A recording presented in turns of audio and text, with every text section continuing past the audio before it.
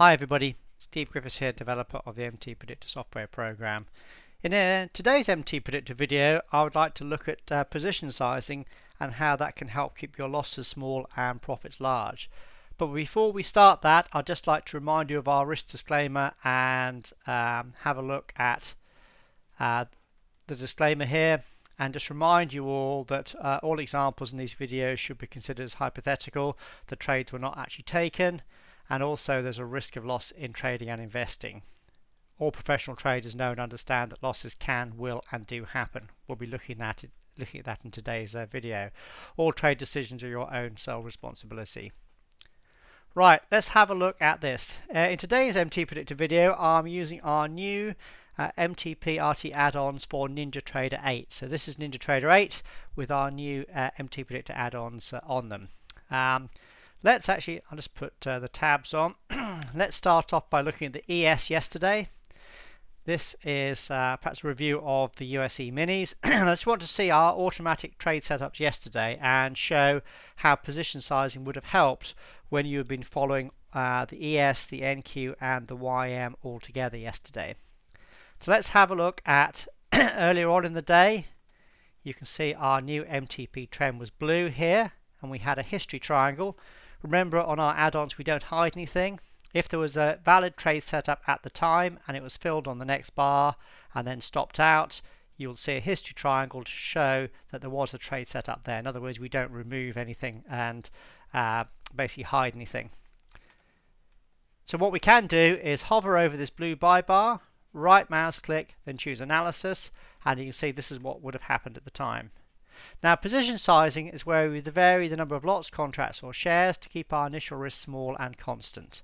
In this case, less than 2% risk of a sample $20,000 account. So for an entry at 99.25 with a stop at 97.75, risking less than 2% of $20,000, that means you could have gone long 5 contracts. And in this case, this would have been a losing trade.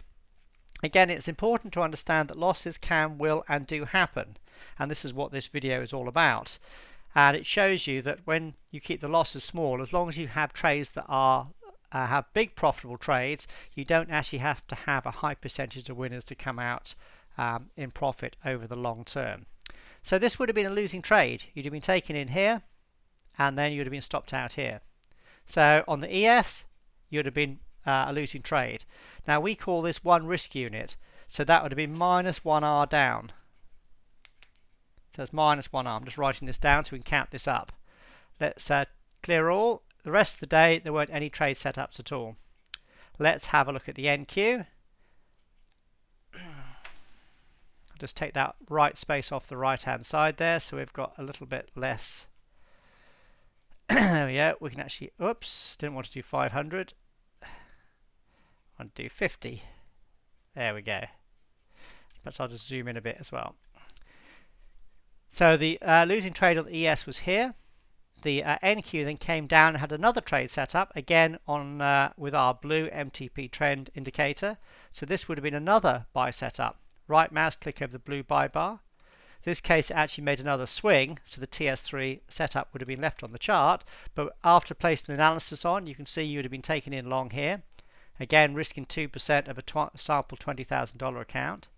This time for the entry and stop levels, this would have allowed you to go long 2 contracts. Remember on the ES it's 5 for the same risk, and here this would have been 2. So we vary the number of contracts depending on the setup, on where the entry and stop is, to keep the risk the same. Again, this would have been a losing trade. So there are very few trading gurus or software vendors that will actually show losing trades like this. So here we would have had 2 trades for the day, one on the ES, one on the NQ. Both of them would have been losing trades, so you'd have actually had minus 1R, then minus 1R, so you'd be 2R down for the day so far. The rest of the day there weren't any valid trade setups. There were some sells here, but you can see this was against our blue MTP trend, which indicated the larger trend was up, so you'd have been avoiding those ones anyway. The tabs keep disappearing, so I'll keep putting those back. Now let's have a look at the YM. Now this shows you the true power of position sizing, because in there was your ES long, in here was your NQ long, and then a bit later in the day we had a TS4 buy setup. This is with a blue MTP trend, was a perfect valid trade. Let's right mouse click over the blue buy bar, place the analysis on, and you can see that would have actually had you long from the very bar of the low of the day. There's the open, there's the rest of the day, a nice strong rally, and this would be the very bar of the low of the day. Great place to do a long trade. Again, the position sizing, risking less than 2% of a sample $20,000 account.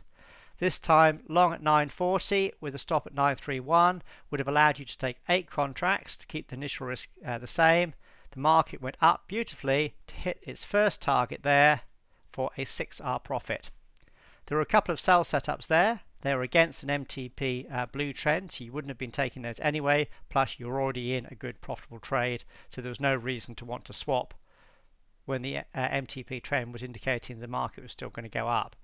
But look at the profit here, and this is the important part and the point of the whole video, is that so far we've had one losing trade on the ES, one losing trade on the NQ, and one profitable trade on the YM, but this profit was 6R, or 6 times greater than the initial risk. In other words, it more than made up for the previous 2 losses and put you in profit for the whole day. So at 6R, or 6 times the initial risk, it means that -1 on the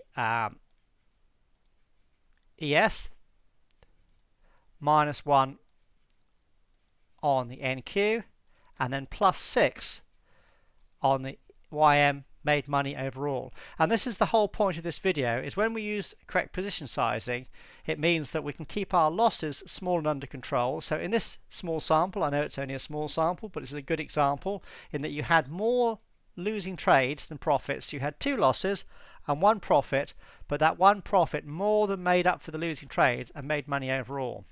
So in this way, as long as you have profits that are much larger than the losses, you don't have to have a high percentage of winners, and that's very, very difficult to do in trading over any long period of time. It's very difficult to have 60, 70, 80% of winners over a long period of time. You normally have a couple of big losing trades that come in and wipe you out.